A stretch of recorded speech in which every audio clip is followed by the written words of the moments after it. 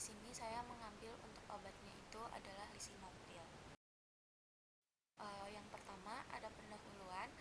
Lisinopril merupakan obat untuk menurunkan tekanan darah melalui mekanisme menghambat kerja dari enzim yang mengubah angiotensin converting enzyme atau ACE angiotensin 2 yang berfungsi untuk menjaga keseimbangan tekanan darah.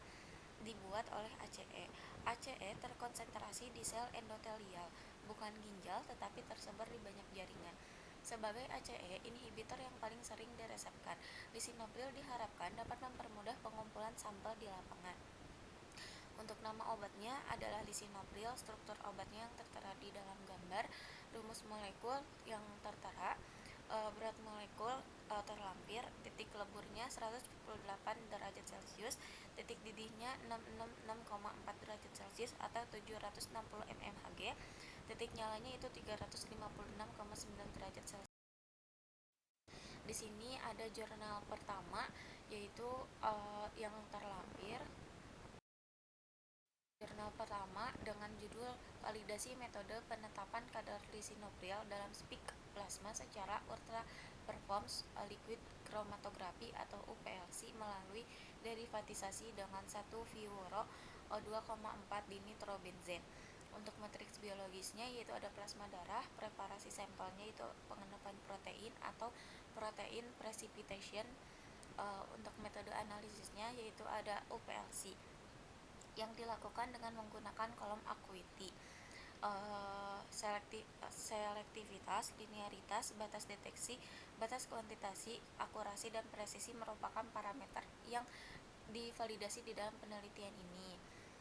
Metode analisis yang telah tervalidasi pada penelitian ini dapat digunakan dengan metode alternatif uji bioekivalensi. Untuk hasilnya, linearitas dalam speak plasma pada rentang 5,0 sampai 100 mikrogram per mililiter. Dengan persamaan Y 410,59X plus 211,91 dengan RZ 0,9987 dan R 0,9993. Akurasinya yaitu dengan nilai persen recovity sebesar 88,59 sampai dengan 101,70 dengan nilai RSD 2,57 sampai 8,16%. Sedangkan untuk batas deteksi instrumennya yaitu 0,73 ml dan batas kuantitasinya 2,44 ml. Untuk hasil batas deteksi penelitian ini relatif sama dengan batas deteksi penetapan kadar lisinopril secara HPLC-MS.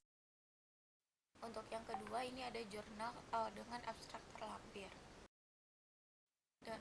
Jurnal yang kedua dengan judul Metode LC-MS yang cepat dan sensitif untuk penentuan simultan lisinopril dan hidroklorotiazid dalam plasma manusia.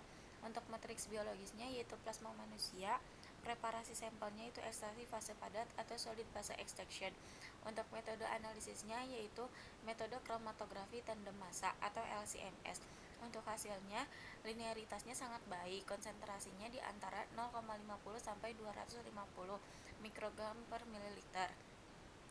Presisinya yaitu berada di kurang lebih 5,26% dan pemulihan ekstraksinya berada di kisaran 96,6% sampai 103,1%. Untuk efek matriks yang dievaluasi di dalam faktor matriks yang dinormalisasi berkisar antara 0,97 hingga 1,03 untuk kedua analit tersebut. Yang ketiga di sini ada jurnal dengan judul Validasi Metode Analisis Lisinopril Tablet dengan metode absorbansi dan luas daerah di bawah kurva secara spektrofotometri UV visible. Untuk dari matriks biologisnya yaitu ada plasma darah, preparasi sampelnya itu ada pengendapan protein atau protein precipitation. Untuk metode analisisnya yaitu menggunakan metode spektrofotometri UV visible. Untuk hasilnya RSD 1,047% yang dikatakan cukup presisi, LOD-nya mendekati 100%, LOQ-nya di bawah 100%, analit masih bisa terdeteksi, namun sulit untuk dilihat batas kuantitasinya. Untuk tingkat akurasinya 88,173%. Untuk rentang dari tingkat akurasinya yaitu dari 85% sampai 110%, dengan dikatakan 88,173% yaitu akurat. Ya, untuk selanjutnya di sini ada kesimpulan. Di sini saya untuk dari ketiga jurnal yang telah saya presentasikan, di sini saya memilih dari jurnal yang kedua, yaitu dengan judul metode LC-MS yang cepat dan sensitif untuk penentuan simultan lisinopril dan hidroklorotiazid dalam plasma manusia. Untuk matriks biologisnya yaitu plasma darah, preparasi sampelnya ekstraksi fase padat atau solid fase extrusion. Untuk metode analisisnya, metode kromatografi tandem massa atau LC-MS. Untuk hasilnya, linearitas yang sangat baik, kisaran konsentrasi 0,50 sampai 250 mikrogram per mililiter untuk kedua analit. Presisi intra-batch dan antar-batchnya adalah kurang lebih dari 5,26% dan pemulihan ekstasi berada di kisaran 96,6% sampai 103,1%. Efek matriksnya yang dievaluasi di dalam faktor matriks yang dinormalisasi berkisar antara 0,97 hingga 1,03 untuk kedua analit tersebut. Lalu, metode LC-MS yang diusulkan memungkinkan efisiensi ekstraksi LIS dan HCTZ dari 100 mikrogram per mikrogram liter dari sampel plasma dan menyediakan sensitivitas yang lebih tinggi untuk penentuan dibandingkan dengan prosedur yang dilaporkan. Prosedur SPE memberikan konsentrasi yang tinggi dan dapat direproduksi pemulihan untuk kedua analit.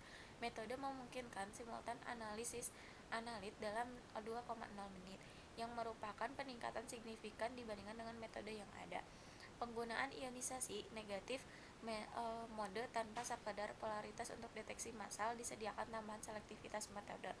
Metode ini sepenuhnya divalidasi sesuai dengan persyaratan peraturan saat ini dan berhasil diterapkan untuk studi bioekivalensi formulasi FDC-LIS dan HCTZ di subjek sehat dengan reproduktivitas yang baik.